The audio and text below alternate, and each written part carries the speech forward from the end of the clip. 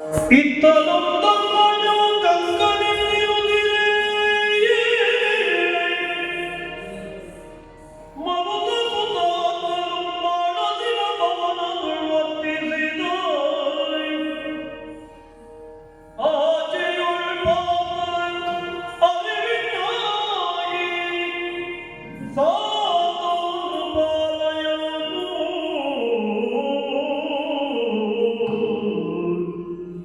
ಮತ್ತೆ ನಗುಲಂ ಭಯದ ಪೂಷಣೆಯುಳಿದ್ದ ಅವನೊತ್ತಿದನು ಪಶು ಸಮೂಹ ರಕ್ಷಕನಾಗಿ ಅವನೊತ್ತಿದನು ಪಶು ಸಮೂಹ ರಕ್ಷಕನಾಗಿ ಕಾಲವು ತಡೆಯುತ್ತಿರೆ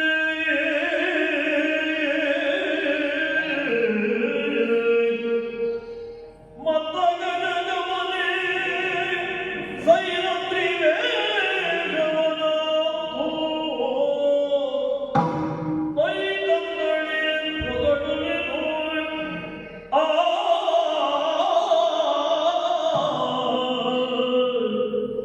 ಆ ಏನೆಂದೇ ದ್ರುಪದ ಜಯ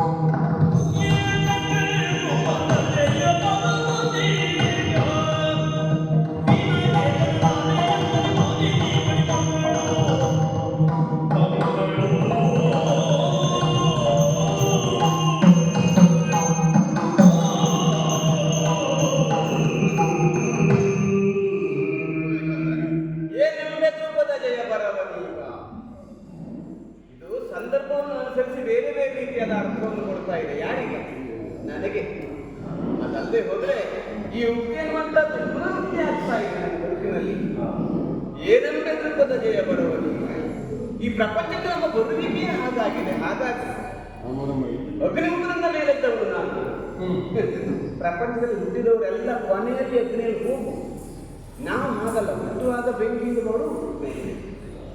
ಬಹುಶಃ ಅಗ್ನಿಯಿಂದ ಬಂದದ್ದಕ್ಕೆ ನಮ್ಮ ಬದುಕಿನಲ್ಲಿ ಬಿಸಿ ಉಸಿರೇ ನನ್ನ ತಂಪಾದ ಉಸಿರು ಬಿಟ್ಟದ್ದೇ ಇಲ್ಲ. ಏನು ಮಾಡೋಣ ಎಲ್ಲ ಬಿಸಿ? ಸರಸಿಯಾಸನ ಮಗಳ ಒಲಿಸಿದ ಹರನು ಹರಿಯು ಶಾಪುನಿಗೆ ಅರೆಯೊಲಿಸಿದ ಹರನು ಭಿಕ್ಷೆಯ ಬೇಡಿ ಹುಡುಕಿದ ವಿಧಿಗೆ ಸೋತು ಅಂತ ಹೇಳಿದರು. ವಿಧಿಯನ್ನು ಮಿಕ್ಕಿ ಮೀರಿ ಪ್ರಪಂಚದಲ್ಲಿ ಯಾವುದೂ ಇಲ್ಲವಂತೆ. ಅದಲ್ಲದೆ ಹೋದ್ರೆ ಧರ್ಮಾತ್ಮರಾಗಿರುವಂತಹ ಪಾಂಡವರ ಬದುಕು ಹೀಗಾಗುವುದಕ್ಕುಂಟೆ.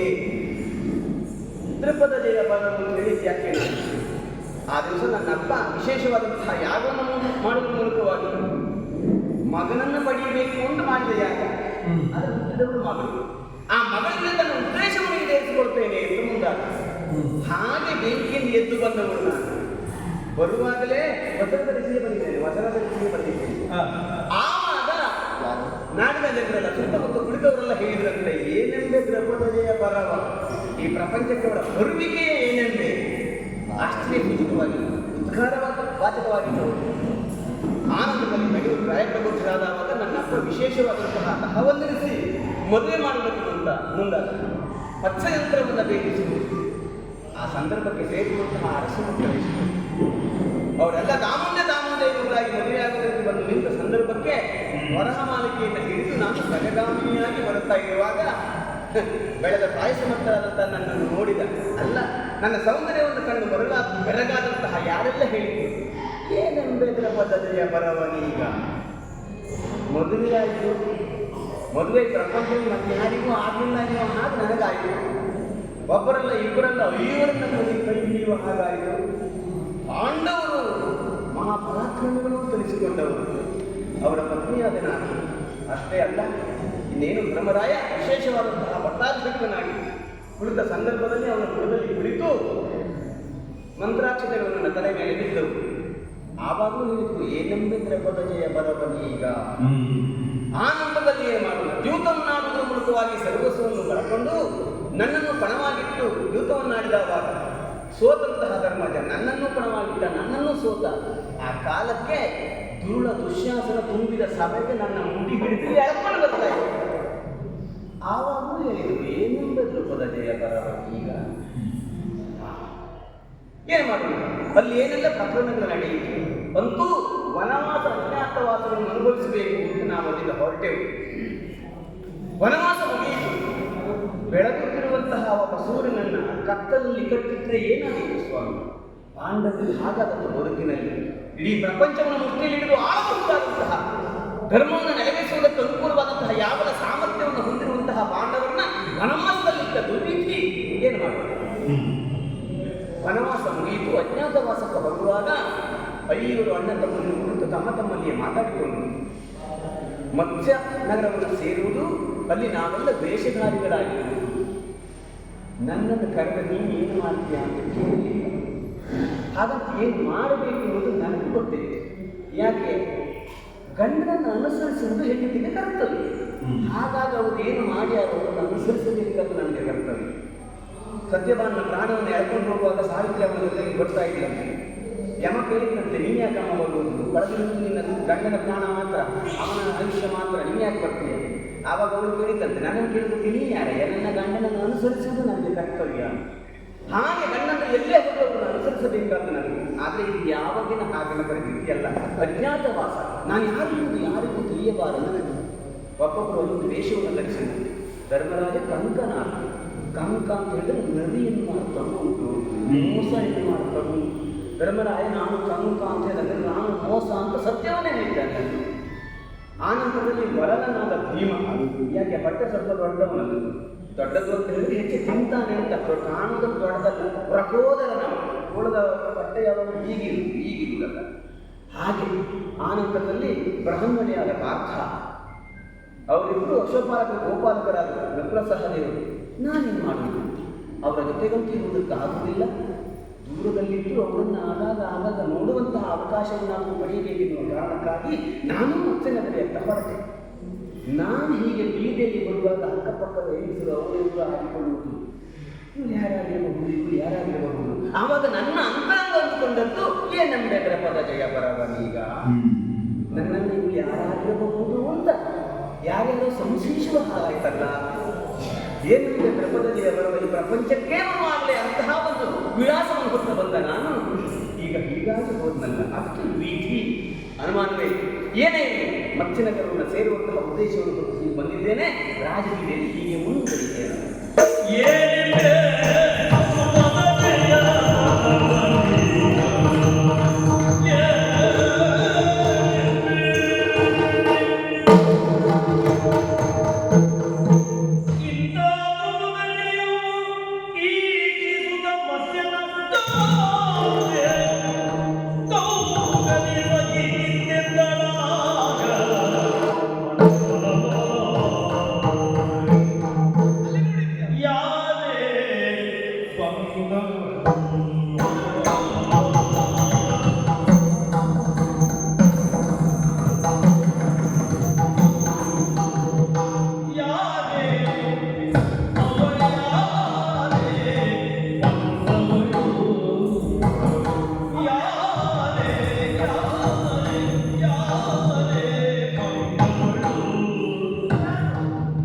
ನೀರೇ ಕೇಳಿ ಯಾರೇ ಭಕ್ತರು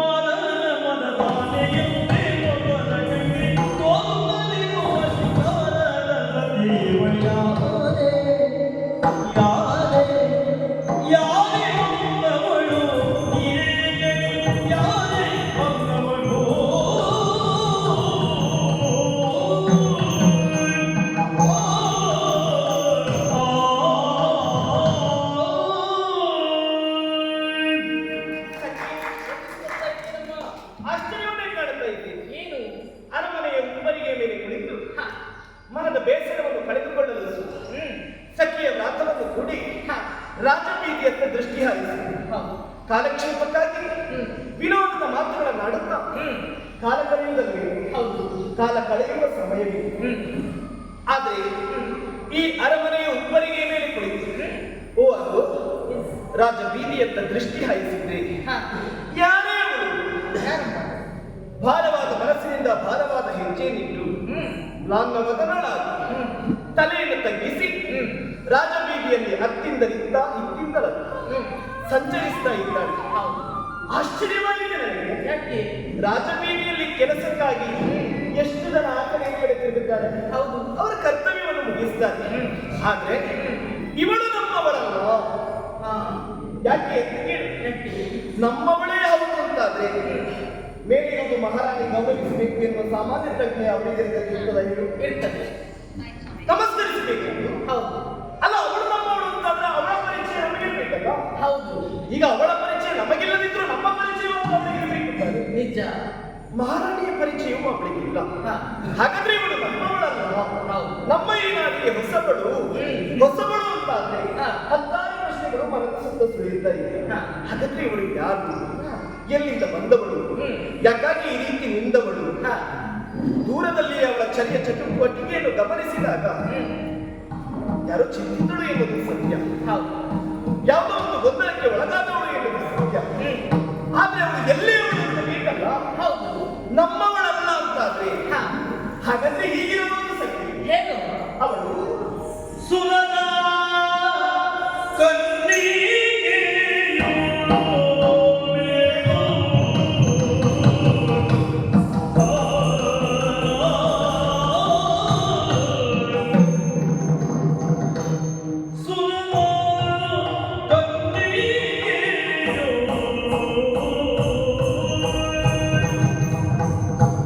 ಸುರದ